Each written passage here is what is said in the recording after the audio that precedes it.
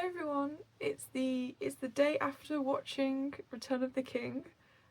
We got home about midnight, so I just went to sleep, I'm afraid, but yeah, it's the day after. Today I woke up and we had like a lot of rain. It was really like hitting the windows and everything. It's really nice because I love listening to the rain, but yeah, I finished. I've watched them all now and I'm so sad that it's over, but it was so lovely seeing them in theatre, it really was.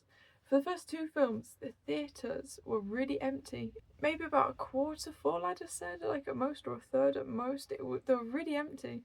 And I did think that maybe that if they could only afford one, they'd just watch the last one. And so yeah, this was like the fullest that it's been. So that was nice to see like people there. The ride of the Rohirrim definitely lived up to my expectations of it. That was phenomenal. Hi again, guys. Sorry about that. My phone went out of storage, so I had to sort that. But yes, I'm back. I think I love it because it's such a story of justice. It's of wrongs being righted. It's of evil that went unchecked actually being held account, and it's of like virtue in itself being held of account. It's of the lack of them led to the age of ruin and cowardice and hell, and it's about that kind of overreach, that complacency that led to evil. It like allowed evil to fruition, and its kind of last grasp of like complete and total power. It just came to its end because good people rose up, and I love the symbolism as well of like the guardians of Middle Earth are the Valar, and the word Valor being, of course, so close to that, valor, and meaning like having great courage in battle or against such adversity, and sort of quite plainly that's a huge sort of aspect, a huge thing in the story of the Lord of the Rings. Just like small people, the kind of nobodies, like the hobbits are just like very ordinary people that have no great sort of fate sort of allotted to them. They have no kind of expectation put on them, but yet against every single every single odd that's so much greater and bigger than them, they still stood. And that's like the courage, and that is valor, truly. And like it's such a big thing. It's so small yet so big and important, and it's such a beautiful story of justice. I love how it's about also like promises. It's restoring like a proper equilibrium and sort of peace in Middle Earth and against evil. And you can even see that in things whether it's like the like literal broken lines being remade, whether it's embodied in like literally in the shards of Narsil of a sword being remade and everything that the sword represents, like the honour, chivalry, duty. And it's also in like the broken line of kings coming to that promise of like the old ways, the old great kings of old coming back again, and kingship being coronated again, and those high ideals being coronated with it, and that sort of alignment to greater things, to what they all represent in our cultures. I love that as well. And even you see in the Army of the Dead, they had a duty that they abandoned, and they had to be held account to it now, to have that peace, to have their release and freedom. It was things being answered and held to account, and that's another kind of satisfying aspect of the story. It's a story of evil being so corrupt it even corrupts itself as well. It's like last sort of totalitarian grasp on the free world became its own redemption. And I love that kind of, again, like the ring was made to like obviously to not want its own destruction, to want its own sort of fruition, so it corrupts everyone. It will corrupt everyone eventually. And of course it couldn't, after all that Frodo went through, it had got him, and but he'd got Smeagol as well, and it was the will it had to almost preserve itself that got itself killed. Like evil undid itself, because as Tolkien says, that evil can't create; it can only corrupt, and it can, I suppose, maybe in its arrogance or something, it never accounted for that. There's an arrogance about it, And I love that, like, all the good people just have to do is just do their bit, just do what they can, because like what's good creates life. It's a way of life. It gives life. It's sustenance in itself. But things that are the evil that just can't. It doesn't. It's not how it works. It doesn't. It's like a nest of lies, isn't it? It just doesn't go anywhere, and you can't make anything of it. And it often has to hide with like a face of virtue as well. It can't be like in its marketing, as such. It can't be so honest and so open because it can't go anywhere.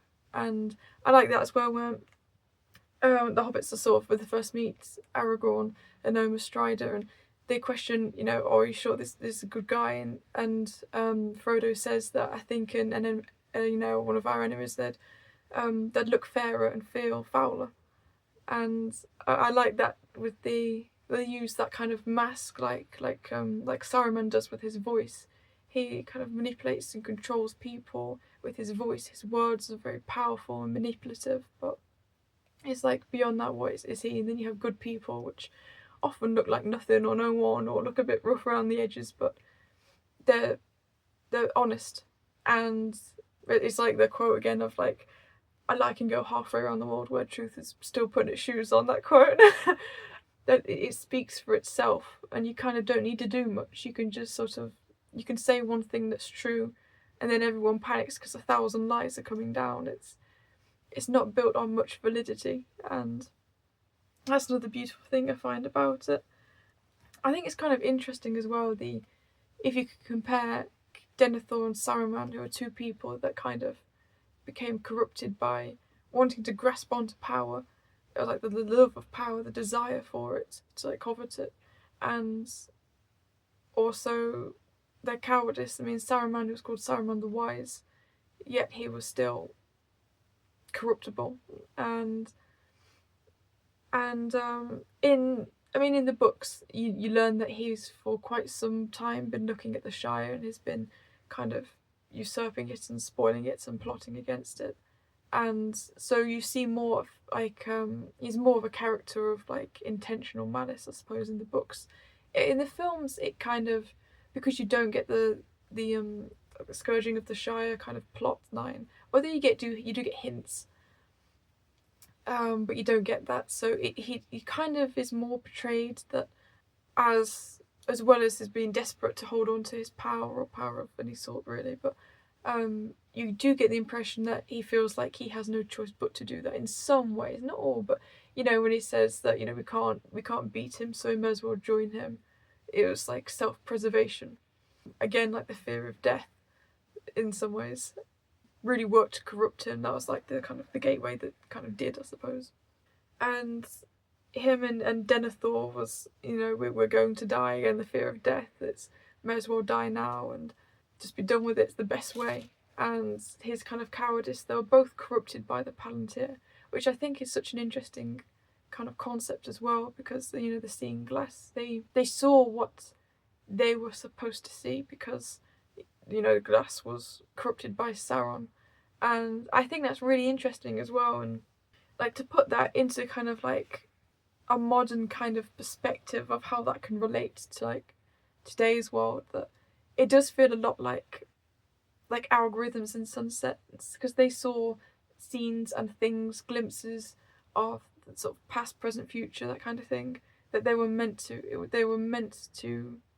It was two-way glass. Like Sauron used that and showed them things for his own will, and it's really interesting because today we've got our own kind of like screens where we see things that in some ways are deliberately pushed or put to us, and so many people feel the way they do because of the algorithms they're given. And I just think that's, I know, going off to relate it to like a modern point and all that, which maybe isn't the most interesting, but I just thought that's like quite an interesting thing to think about, of media, of mainstream media, things that are heavily bought into, things that are heavily pushed and funded. And it's quite an interesting perspective, I think, to think about, because so many people as well, and this again, I mentioned this I think on the last video I did, where it makes me sad when you see so many people are so disheartened and disenchanted. They give up on themselves and they give up on this world and their country and everything, because that's what they've seen through not so much their own lived experience but just on screens. It's sad as well, and Denethor especially is a very sorry character, because he was apparently once, a lot better and respectable than he was, but it was he's in a position of being a steward, and it was his duty to look after his people, to moralize them, to serve them well, and also his sons. And it was that sort of desperation and everything that put so much pressure on Boromir that led to his sort of character's corruption so early on. And I suppose you couldn't literally blame Boromir's death on Denethor, because that was the Orcai, that wasn't him, but it was what nearly lost his other son, Faramir. And that was, it's like the power of like someone who's supposed to be a figure of strength and importance. And, he had a duty more than just a duty to himself, to look after himself. He had it to his people and he did nothing for it. I think they're two very interesting kind of people, how they dealt with that. Like Saruman joined the enemy and Denethor practically committed suicide. He took himself out of the fight. There were two kind of ways that cowardice can go, and I think they're kind of interesting characters in that way. And I just feel so sorry for Faramir as well, because I think he's such a good person, because he has so many reasons, and quite valid reasons, and ones that many people have fallen into, to be bitter or to turn against his father or his brother as well. He has so many reasons to think that he kind of lives in his brother's shadow, or to be bitter about it, resentful. He has so many reasons that he could have become a very weak or pathetic character, but he never does. He's always like, bitterness and resentment has never been the base of his kind of philosophy and worldview and outlook. It's always been something beautiful, like the beauty of his country and the beauty of the old ways of the old kings, of like the Númenóreans, and he's always admired better things, and that's always been sort of central to him. He's always cared about sort of beauty and justice and honour, and that's why he does what he does. He's selfless in his service, because that is like the role of any sort of captain, any kind of king or lord or steward, any figure like that is sort of servitude. It's the selflessness of it. That's what makes a good one, and he's always put that first and kind of sacrificed his own comfort, his own kind of wants to do what's right by his people, to do his duty. And I think that says a lot about his character. I really admire him in that way. He's really admirable. And I don't think people, so I know I think I said this last time as well, I don't think people respect him enough for that. And in case people want to know as well, like, yeah, at the end I always cry.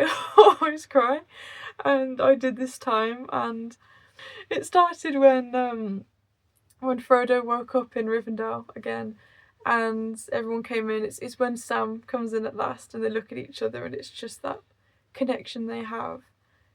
It just chokes me up immediately. It's just, I wouldn't even know how. I don't even think that anyone could articulate like the depth of the bond that they have and that they share from going like through hell together.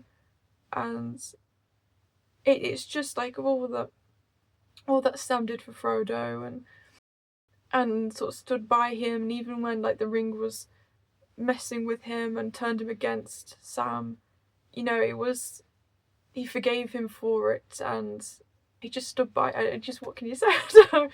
The beauty in their camaraderie and their friendship towards each other is, and their kind of like master and servants kind of relation with each other.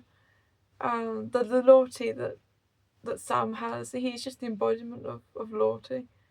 It's beautiful. It's just of all that they share that no one else can really know, and I feel like perhaps many soldiers, especially if they've been on sort of active service or whatever, they've been through like hell, like they Mordor is like literal hell, isn't it? So they've literally been there and back, and that changes you. And I just think that like nowhere else could they get or have a bond that strong, that deep, that just sort of the friendship and camaraderie have, they're just welded, together. It's unbreakable, and it's just, I don't know, I don't think you can articulate the depths of that, of what they kind of owe each other, or what they have, everything they went through.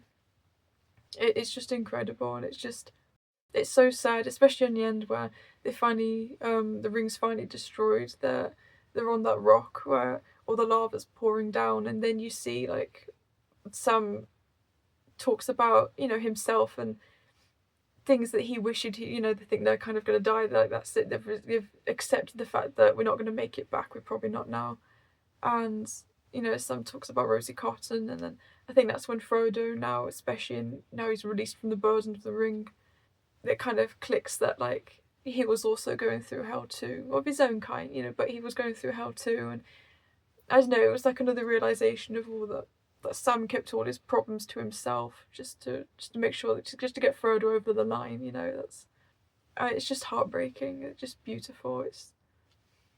It's just what I don't know. It's just like the everyday person, and what they can do when they are full of valor and stay true, and that level of courage, that level of fortitude and valor in the face of so much.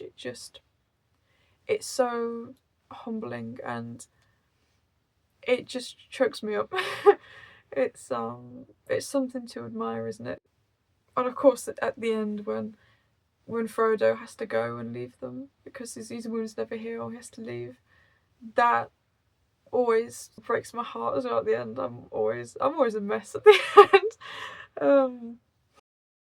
I usually don't do endings good anyway, to be honest, even if they are good. But I think Tolkien really knew, he really knew and understood how to do, like, the bittersweet. And again, I think that's a theme that is prominent in Middle Earth, and I think that he saw it and knew it. Of course, in this world, that's what this world is, isn't it?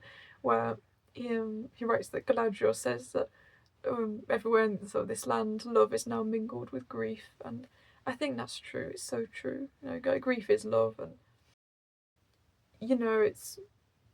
it's like it's the mortal way, isn't it? Things come to an end, and it hurts, but it also makes life and things more sweeter as well. It works both ways. There's such duality to sort of life, and I think it's so bittersweet. It hurts. It's beautiful, but it hurts so much. Tolkien really knew how to write that. I think he must have known it, perhaps just in his own life anyway. But again, after all he went through, in World War One, for instance, and losing his friends, and it always, like, hurts when they arrive back, both in, like, from Frodo coming back in the Lord of the Rings, and then also Bilbo coming back in the Hobbit. Like, it always hurts when they go back to the Shire, back to Bag End, and they look around their home. It's like literally the embodiment of peace. It's of the simple, quiet, proper, and sort of beautiful life. It's like an embodiment of, like, a literal embodiment of peace. They go around there, they've fought so hard for it, they've been away from it for so long, they've struggled so much, they've met friends, they've made those unbreakable bonds, they've lost people, and they come back, and they've just come back changed, because that's like the archetype of adventure, that kind of initiation. It changes you, it changes the hero.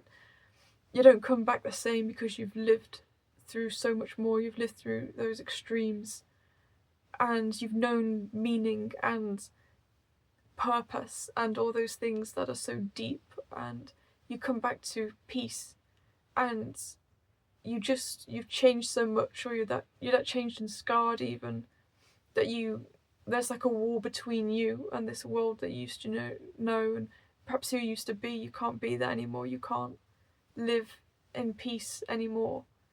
And that's kind of the sacrifice you make to make sure that people can. And that just hurts so much. That really, it's such a profound kind of pain almost, that they can't live in the peace that they fought so much for. And I think there must be countless of soldiers, of veterans who can relate to that they come home to peacetime and they just can't live in it. They've fought so hard for it and they can't live in it. That's their sacrifice, and it's so hurtful. It's so kind of unfair, and it reminds me of a part of, actually I'll get, not that I'm good at reading, I've got I love this bit where in the Lord of the Rings where yeah, the Grey Havens and Frodo's talking to Sam about it, and Sam's in tears and says, I thought you were going to enjoy the Shire too for years and years after all you've done. And Frodo says, so I thought too once, but I've been too deeply hurt, Sam. I tried to save the Shire, and it has been saved, but not for me. It must often be so, Sam. When things are in danger, someone has to give them up, lose them, so that others may keep them. And I just think that's, I don't know, it's just, there's such a bitter price to everything. I think that's another theme in The Lord of the Rings, that if you're going to fight such a great enemy, if you're going to fight for such a great beauty and peace and these great ideals, that it just comes, everything comes at a price. The lack of action, the lack of care and commitment, but then also going out there, there's a price to everything. That's what happens in the world, you know, there's a price to everything in this world, and it's just I don't word it. I think again that's the kind of duality of things, like of love and grief and loss and pain. It also makes what you fight for all the sweeter and all the more sacred. You know, it's like, why fight for the Shire, or why fight for the free world?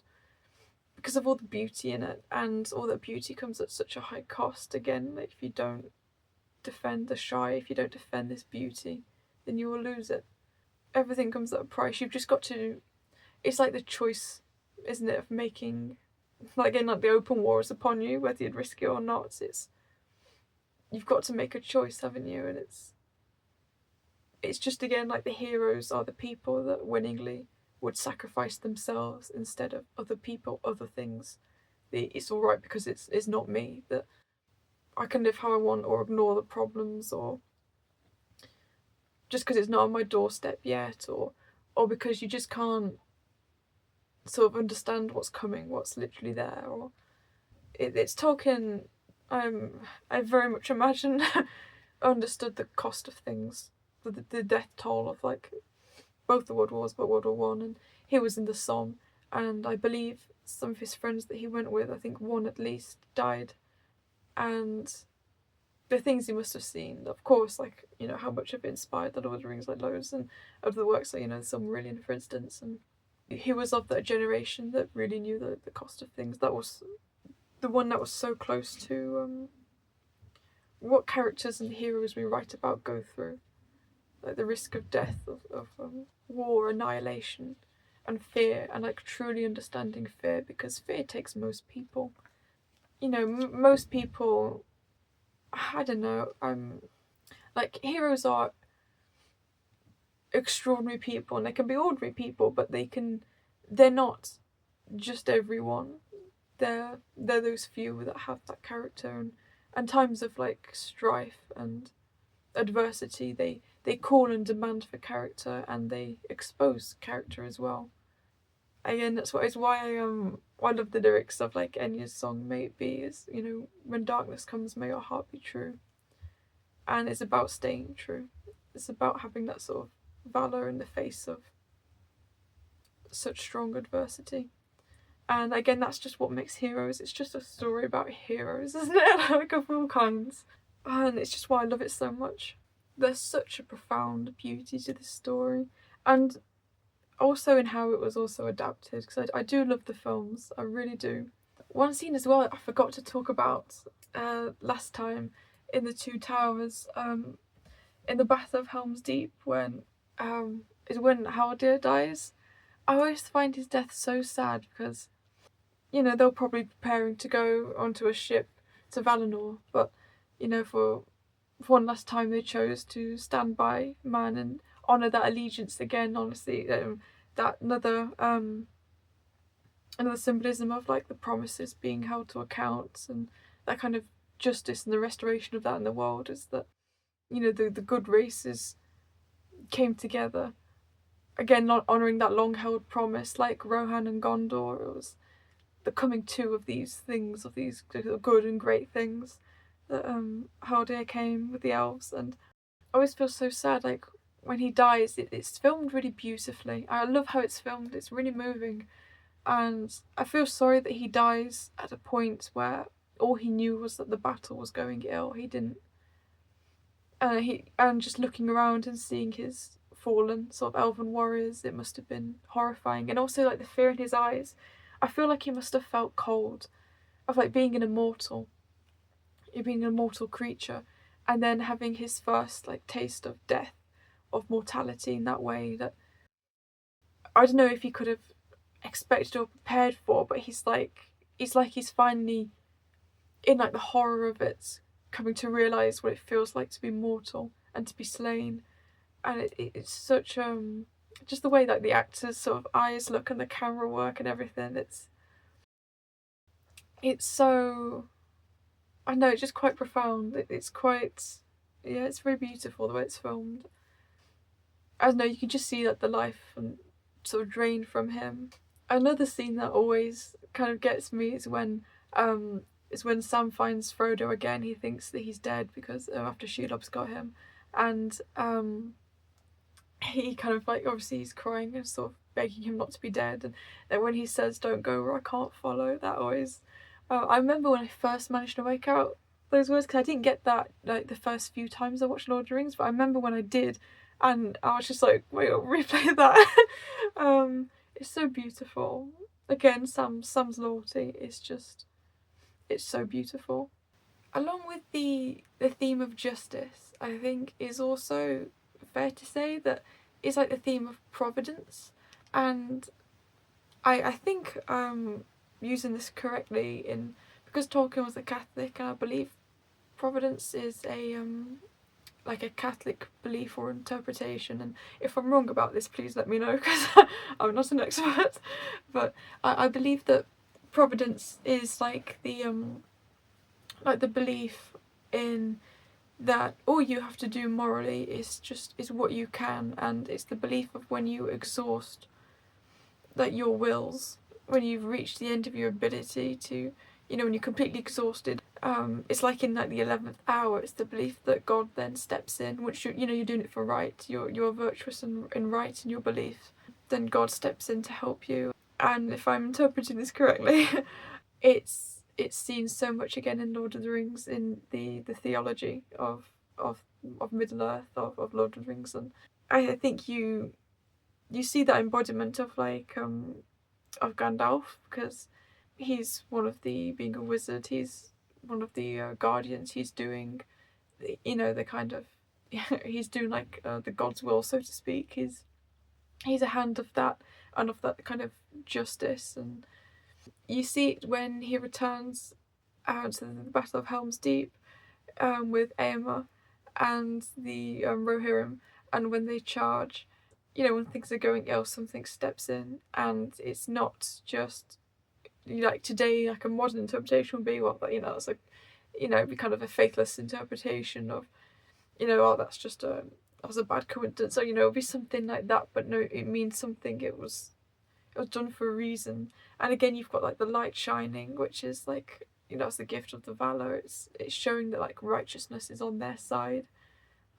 Like this is the will of the gods and of goodness. And you see it again when Rohan come to the aid of Gondor. You see it a lot as well, with the representation of the eagles, of when they come in.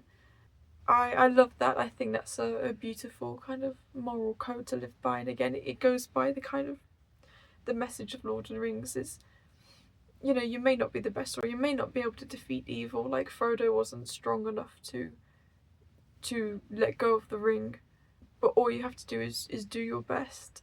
And again, if goodness doesn't kind of catch you, then evil will catch itself out. I think that's a really, really interesting theme. And I think along with justice is there's always that theme of hope as well. In all that darkness and in all that terror and evil, there is also like the greatest promise is that of life and hope, and I think that's also something so profound and beautiful, where I think hope's often scorned in the modern world as like naivety. You know, you've got hope, well, there's no evidence for that. You know, it's like, oh, hope is faith, not knowledge. It's not based off, you know, such a literal thing. It's kind of your spirit, it's your faith, and hope is one thing that's always really profound. Again, the name that Aragorn was given to conceal his identity as Isildur's heir meant hope. And I love as well that Nod, in the appendix, when Aragorn was pleading for his mother kind of to not give up or not die, she says that, and it's with capital H, so I think it means him, that I'll just say like hope because his name's Hope, that she gave hope to the Dunedain, she kept none for herself. And I love that nod to that, when Elrond gives him the reforged Narsil, and he says, I give hope to men, and Aragorn replies, I keep none for myself. I think that's a beautiful nod. And again, you've got the promise of Isildur's heir, the true king, like a king of old, coming back in this age of kind of decay where they've abandoned those high ideals and people have become, less than men. And you've got that promise that came in the form of hope in Aragorn. And again, there's always hope. Where there's life, there's hope. There's always that, even the smallest bit of hope, that's what they all have to believe in. That's what they all have to carry. Because you can't really do anything without it. I think that's the thing of why it's so important. But there is just, it's staying true, it's having hope and faith. That's what pulls you through. Again, like for Sam, was for Frodo, he was that hope, that bit of the Shire, that bit of life. I think that's another really, really profound thing, and I think that can help so many people today. It's always relevant, it always is. Like these stories of true morality, of true right and wrong. That's why things are archetypes. Cliches of fashion, but an archetype is truth. Just morally or psychologically, or it's just truth. And again, I love the scene where they're in Mordor again, and Sam looks, and then through the clouds he sees a star, and he says something to the effect of, you look at that, there's beauty out there, there's beauty and life and light out there that no shadow can touch. And that's the embodiment of hope, isn't it? And that's so beautiful, that there's always a promise. And I love that. I love that. Or when they see the broken statue of a king that was vandalised, and they see the broken head, but they see on it a crown of flowers. So, and I think that's something that the new king, the righteous king, will be content, and it will be kind of symbolic for him to be able to accept like a crown of flowers as well, of life and hope. And again, that is like the natural order of the world, is that equilibrium, and again that kind of belief in justice and things righting themselves. And I think that's another just beautiful theme, that there's an end to every storm. Nothing lasts forever, and just that promise of hope. Things do end, all things end, and we always believe that when it's like good things, but for some reason we often struggle believing that when it's bad things. I think that's something else that we always do. All of us do. It's funny how we're kind of hypocrites in that sense, that why do you believe anything good that doesn't last? Or why do you believe in, if you think everything, nothing always lasts, things always fade, but why do you believe in all the bad stuff then? That is a true kind of, hypocrisy to us. It's a mistake we all make, don't we? We all do that. But it's a story that tells you to have hope. It gives you hope, and it gives you heroes. And what a beautiful story. I think that despair is actually presented as one of the biggest moral crimes that you can commit against, like, both yourself but others, but just in general.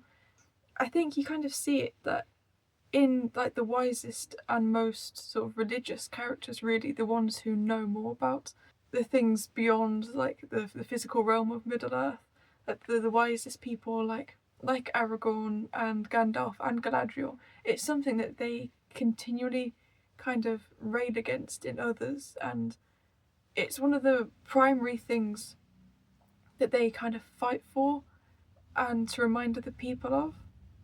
And often it's the villains or the cowards, people like Denethor. A lot of them pretty much always fail, or they're always corrupted by despair. They always give in to it. I think that's another sort of hopeful analogy that you can kind of take from the story as well. It's a very corrupting emotion and state of mind. It's like it's almost the biggest sin for them and for characters in Lord of the Rings. Hope really is kind of like a moral necessity. It's sort of acknowledging, or like in the belief system of like, even though that the darkness comes, then the night comes, that the sun always rises too. Often as well, the analogies of like what the moon and the sun represent, it's like God is with it, and that's when he steps in, that divine timing, that providence again. And it's like it's perfectly represented, of course, in the famous quotes of, all you have to do, all you have to decide is what to do with the time that is given to us, and then also the great line of, what can men do against such reckless hate, and it's ride out there and meet them. That's all your moral burden is, to do what you can. And because Tolkien believed in, like, history is just one sort of long defeat, but with that there's still, perhaps even more so, the emphasis of that sort of decline calls for a greater moral character out of people that endure it, to sort of to hold fast against that decay, to fight it. And that kind of is, I think, quite like a Christian sort of message, that you don't have control over what happens in this world or to you in this world, but because you believe in a moral order, something greater than it, it's you have the duty to do what is right, to stay true, like no matter what happens. One thing that I saw sort of later on social media, actually, I'll give them credit for articulating this. It was the Instagram account called the Culturist. But one thing that they articulated, which I thought was really cool, was that they didn't go, the heroes in Lord of the Rings, they didn't go towards a final victory, but they worked and fought towards a final rescue instead. And I think that's quite analogous to sort of Christianity and sort of a Christian perspective. And yeah, I really like that. And again, they said that Tolkien was a deontologist, and he certainly believed in principles. I suppose that is the Christian way as well, where it's your deeds that matter, your intent, your principles. That's how you go about the world. Because you can't change outcomes. You can't guarantee outcomes for everything. And the characters in Lord of the Rings, they were going up against industrialized evil. It was pure and so much bigger than them. Characters like Frodo going off on his own. He couldn't defeat the evil. The evil was made to not be defeated, but that is what defeated it. It came undone in its own sort of malice and will. But I really love the sort of nuance and that sort of bittersweet nuance that Tolkien just understood, where the main protagonist he chose was Frodo, and being the main hero, he wasn't made stronger by all that he endured. It actually broke him. And I think that's a very realistic and painful but realistic portrayal of heroism. When truly great heroism is asked of people, there's always a great price to pay. That's the balance of things. That's the painful kind of reality. And Frodo didn't come back from his perils like stronger.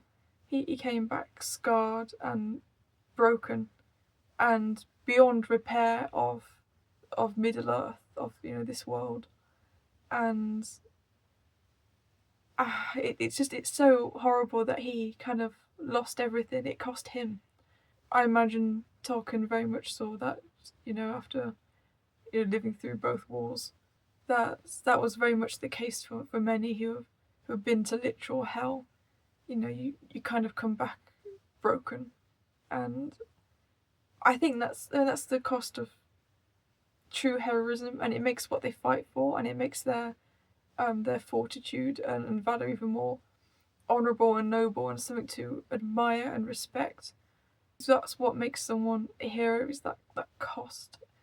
Most people don't do what they do, or would do what they do, because that cost is so great. It's such a bittersweet outcome that to have heroes, they have to be burnt and scarred, they have to go through hell, that there has to be that horrific price to pay to have them. Again, it's just that bittersweet sort of nuance, it's like, if you know love, you know grief. Those opposites, they're always at play in this world. It's so heartbreaking, but I don't know, it's just, that's why heroism should be revered and admired and respected. It should be put on a pedestal, and it should be told, because it's exceptional. That's why what makes a hero is that they're exceptional. They're always important. I think we could do with restoring the values that they had. I think this world, in many ways, in terms of, maybe not in terms of people, but just society, they bury heroism, they undermine it, they try and dilute what it means to be a hero. If you want heroes, the Lord of the Rings is full of them. It was really, really great seeing it in cinema. I'm really happy I did see it. It was beautiful.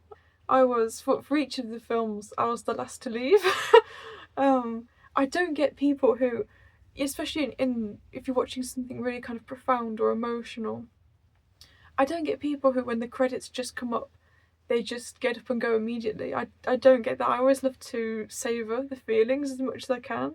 I don't know if I'm emotionally masochistic or something, but I just, even if it's sad or if it hurts like it does, again, like Lord of the Rings it's painful, it's profoundly beautiful and painful and bittersweet in that kind of way. I can't really articulate it, but I just love to sit and like listen to like the music, the end scenes, because that's emotional as well. I just love to sit in the feelings of it, because I think there's wisdom in the pain, I think, and how it makes you feel, and it's profound. And I don't know, I mean, I was emotional anyway. I was teary, but there's something profound in those emotions, and I'm not like ashamed of that, or I'm not ashamed of like my tears, crying, because it means something. It means something. It really does. And I think for me, it's like Lord of the Rings.